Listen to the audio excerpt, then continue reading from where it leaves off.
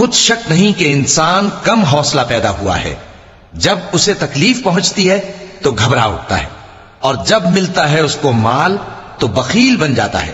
مگر نماز ادا کرنے والے جو نماز کا التزام رکھتے اور ہمیشہ پڑھتے ہیں، اور جن کے مال میں حصہ مقرر ہے، یعنی مانگنے والے کا اور نہ مانگنے والے کا، اور جو روز جزا کو سچ سمجھتے ہیں، اور جو اپنے پروردگار کے عذاب سے خوف رکھتے ہیں، بے شک ان کے پروردگار کا عذاب ہے ہی ایسا کہ اس سے بے خوف نہ ہوا جائے۔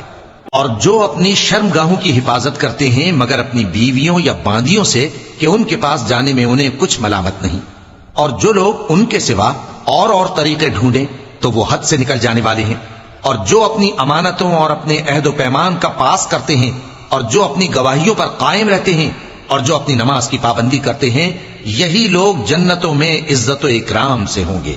تو اے نبی، ان کافروں کو کیا ہوا ہے کہ تمہاری طرف دوڑے چلے آتے ہیں، دائیں اور بائیں سے گروہ گروہ ہو کر جمع ہوتے جاتے ہیں؟ کیا ان میں سے ہر شخص یہ امید رکھتا ہے کہ نعمت کے باغ میں داخل کیا جائے گا؟ ہرگز نہیں، ہم نے ان کو اس چیز سے پیدا کیا ہے جسے یہ جانتے ہیں۔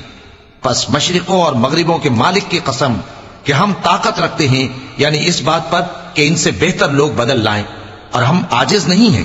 تو اے پیغمبر، ان کو باطل میں پڑے رہنے اور کھیل لینے دو، یہاں تک کہ جس دن کا ان سے وعدہ کیا جاتا ہے وہ ان کے سامنے آ موجود ہو۔ اس دن یہ قبروں سے نکل کر اس طرح دوڑیں گے جیسے کسی مقابلے کے نشان کی طرف دوڑے جا رہے ہوں۔